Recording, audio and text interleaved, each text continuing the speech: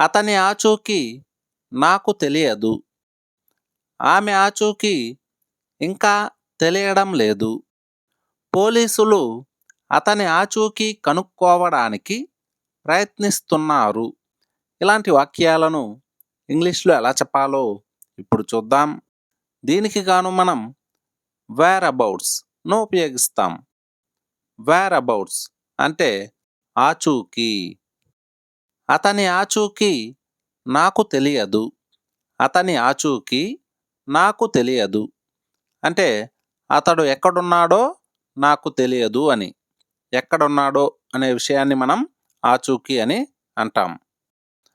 I don't know his whereabouts. I don't know his whereabouts. I don't know అంటే నాకు తెలియదు.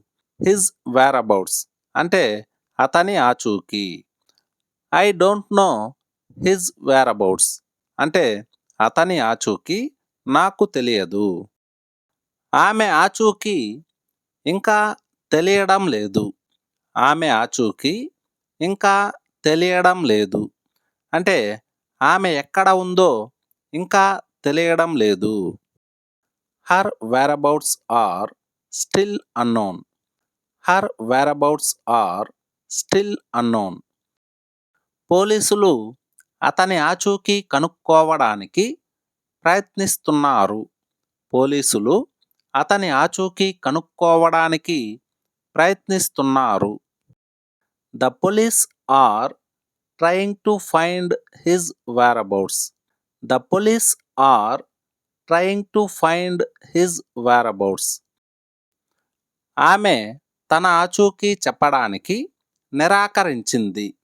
ఆమె తన ఆచూకీ చెప్పడానికి నిరాకరించింది. She refused to tell her whereabouts. She refused to tell her whereabouts. అతని ఆచూకీ మీకు తెలుసా? అతని ఆచూకీ మీకు తెలుసా? దీన్ని ఇంగ్లీష్లో ఎలా చెప్పాలో కామెంట్ సెక్షన్లో కామెంట్ చేయండి.